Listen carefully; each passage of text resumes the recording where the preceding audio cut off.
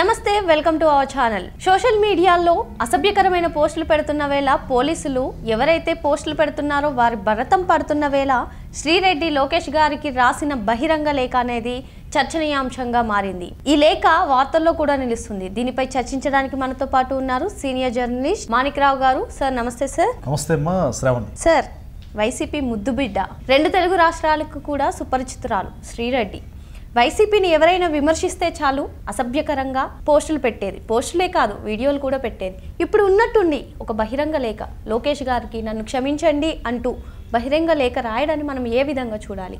Right, ఈ శ్రీరెడ్డి అనే ఆవిడ ఒక రకంగా వైసీపీ సోషల్ మీడియాలో కీలక భూమిక పోషించిందని చెప్పొచ్చమ్మా. ఎందుకంటే ఒంటి కాలు మీద లేస్తుందన్నమాట. వైసీపీని ఏమనంటే, జగన్ అన్నని ఏమనంటే చాలా రెచ్చిపోతూ ఉంటుంది. అయితే ఈ రీసెంట్గా ఒక లేఖ వైరల్ అవుతూ ఉంది. అంటే తను రాసిన లేఖగా మనకి కింద ఆవిడ పేరుంది. వాస్తవానికి ఆవిడ రాసిందా లేదా మనకు తెలియదు, కానీ అయితే తనే రాసినట్టుగా సోషల్ మీడియాలో బాగా వైరల్ అవుతుంది. అయితే దీని వెనకాల మరి కారణం ఏంటంటే, జగన్మోహన్ రెడ్డి అంటే వీరాభిమానం చెప్పుకుంటారు. అంటే తను వర్షన్ ఏంటంటే, గతంలో ఏంటంటే ఆవిడ అదే ఛానల్లో యాంకర్గా, న్యూస్ రీడర్గా వర్క్ చేశారు. సో ఆ రెడ్డి అనే కమ్యూనిటీ వల్ల తను బాగా కనెక్ట్ అవుతుందని అంతకుముందు వీడియోలో తను మాట్లాడారు.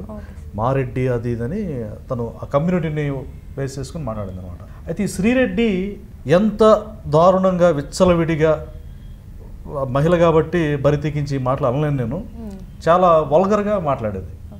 తన వాయిస్లో జగనన్న మీద అభిమానం ఉండొచ్చు, కానీ మిగతా వాళ్ళని దుమ్మెత్తి పోస్తూ విచ్చలవిడిగా చెలరేగిపోయేది. ఆ పర్యవసానమే ఇప్పుడు ఒక టైం వచ్చింది. ప్రతి మనిషికి ఒక టైం ఉంటుందంటారు కదా. ఈ సోషల్ మీడియాలో ఉన్నటువంటి ఈ జాడ్యాన్ని జల్లడబెట్టే క్రమంలో వర రవీందర్ రెడ్డి కావచ్చు, లేకపోతే సోషల్ మీడియా సైకోలు 50,000 మంది రిక్రూట్మెంట్ చేసుకున్నారు కదా తాడేపల్లి ప్యాలెస్లో కేంద్ర కర్మాగారంగా, లేకపోతే ఒక ఆర్గనైజ్డ్ సోషల్ సైకో బ్యాచ్ ఏదైతే ఉందో దాన్ని ఏకంగా ఆయన డిఐజీ ప్రవీణ్ గారే చెప్పారు, ఇది ఆర్గనైజ్డ్ సైకో బ్యాచ్ అని చెప్పి. అన్నం తినేవాడు ఎవడ కూడా ఇలాంటి పోస్టులు పెట్టాడని కూడా చెప్పాడు. అందులో భాగంగానే శ్రీరెడ్డి వంతు వస్తుంది. ఆల్రెడీ ఆవిడని కూడా మ్యాక్సిమం అరెస్ట్ చేస్తారు. ఆ విషయం తెలిసి తను మాత్రం గుండె పగిలి బెంబేలు ఎత్తే మాట వాస్తవం. ఎందుకు అంటే, నిన్న మనం చూసినట్లయితే ప్రముఖ దర్శకుడు రామ్ గోపాల్ వర్మ కానీ, ప్రముఖ నటుడు పోసాని కృష్ణమురళి గారికి కానీ నోటీసులు ఇవ్వడం జరిగింది. అంటే ఇంకా తదుపరి నాపైనే చర్యలు జరుగుతాయని భావించి ఇప్పుడు ఈ బహిరంగ లేఖ రాసిందంటారా? ఎగ్జాక్ట్లీ. ఇప్పుడు పోసాని కృష్ణమురళి కూడా పవన్ కళ్యాణ్ గారిని నీచాతి నీచంగా దారుణంగా తిట్టాడు, అమ్మనాబూతులు తిట్టాడు. ఈ మహాతల్లి కూడా తిట్టింది, చాలా దారుణంగా తిట్టింది. ఇప్పుడు వాళ్ళలో కూడా వెన్నులో భయం పడుతుంది. పోసాని కృష్ణమురళి కూడా ఇట్లా అనుకుంటా, అస్తమానం ఇట్లా అనుకుంటా, నేను పవన్ కళ్యాణ్ గారిని ఏమనలేదు, నేనేం చేయాలి, అవసరమైతే అరెస్ట్ చేసుకుని అని రీసెంట్ కూడా అన్నాడు. ఇప్పుడు భయపడతా ఉన్నాడు. సో ఇప్పుడు ఈవిడ కూడా నేను ఎంజాయ్గా వాళ్ళు ఇచ్చే అమౌంట్ తోటి ఎంజాయ్ చేస్తున్నా, చెన్నైలో ఎక్కువ కాలం ఉంటుంది, ఇష్టానుసారంగా ఎంజాయ్ చేస్తున్నా, ఇప్పుడు నన్ను అరెస్ట్ చేస్తే నేను ఏమైపోదు, నా లైఫ్ స్పాయిల్ అయిపోతుంది కదా, జైల్లో చెప్పకూడదు తినాల్సి ఉంటుంది కదా అని చెప్పేసి భయపడిపోయి బహిరంగంగా ఈ లెటర్ పక్కన పెడితే ఆవిడ అపాలజీ చెప్పింది. ఏమని చెప్పింది? పవన్ గారు క్షమించండి అని చెప్పింది. ఇంకా ఎవరెవరి పేర్లు చెప్పింది? లోకేష్ గారు క్షమించండి అని చెప్పింది. వాళ్ళ సతీమణుని కానీ అందరినీ క్షమాపణ అడిగింది. అంటే తనలో భయం అనేది మనకి స్పష్టంగా అర్థమవుతుంది. ఈ లోపల లేఖ కూడా బాగా వైరల్ అవుతా ఉంది. సరే, తను రాసింది అనడానికి మనకి ఆధారాలు అయితే లేవు, కానీ లేఖ అయితే బాగా వైరల్ అవుతుంది. అయితే ఈవిడ అసలు గతంలో ఎన్నో వీడియోలు అసలు చూడలేమన్నమాట, అవి వినలేము, అంత జుగుప్సాకరంగా ఉంటాయి.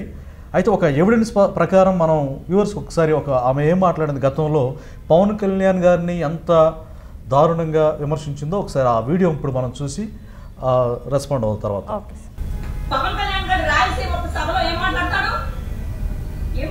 ఏం మాట్లాడిండు?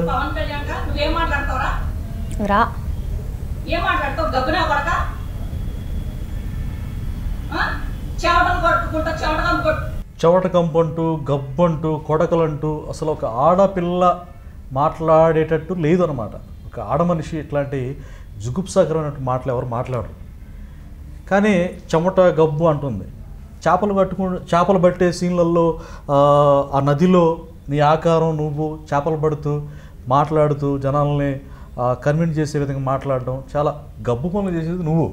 పవన్ కళ్యాణ్ గౌరవ డిప్యూటీ సీఎం గారిని మాట్లాడడం అది ఎంత అమర్యాద అంటే, గతంలో ఆమె చూసినట్లయితే ఒక యాంకర్గా జర్నలిస్టులుగా కూడా పనిచేసింది. ఆవిడ మాటలు ఇలా ఉన్నాయంటే మనం అంటే ప్రజలు ఏ విధంగా అర్థం చేసుకుంటారు? కరెక్ట్ అమ్మ. ఒక గౌరవప్రదమైనటువంటి జర్నలిజంలో ఉండి తను ఈ విధమైనటువంటి వల్గర్ భాష మాట్లాడడం జర్నలిజానికి కూడా మచ్చే. అంటే ప్రజెంట్ అదృష్టవశాత్తు ఆవిడ జర్నలిజంలో లేదు.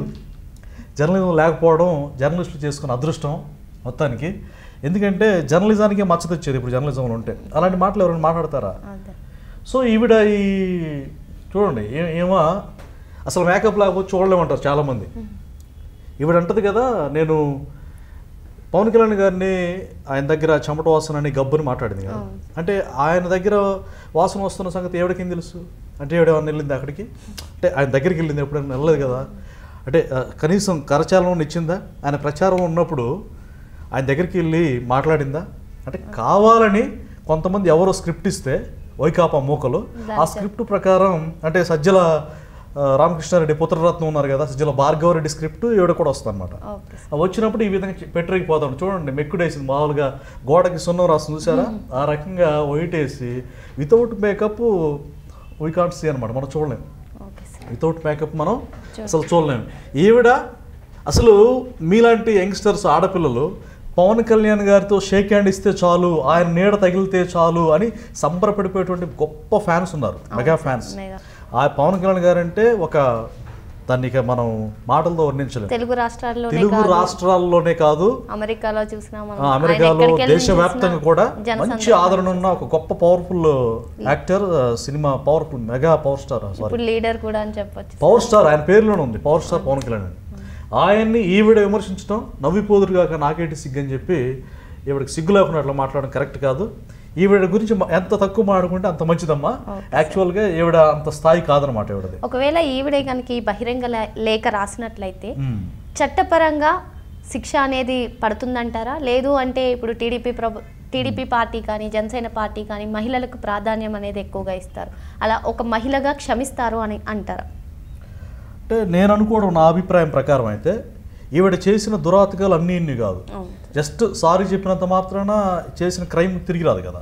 సో చట్ట ప్రకారం శిక్ష పడితేనే ఇలాంటి వాళ్ళకి బుద్ధి వచ్చి రెండోసారి ఇలాంటి వ్యక్తులుగా మారకుండా ఉండటానికి ఒక హేతువుగా మనకు ఉంటుంది.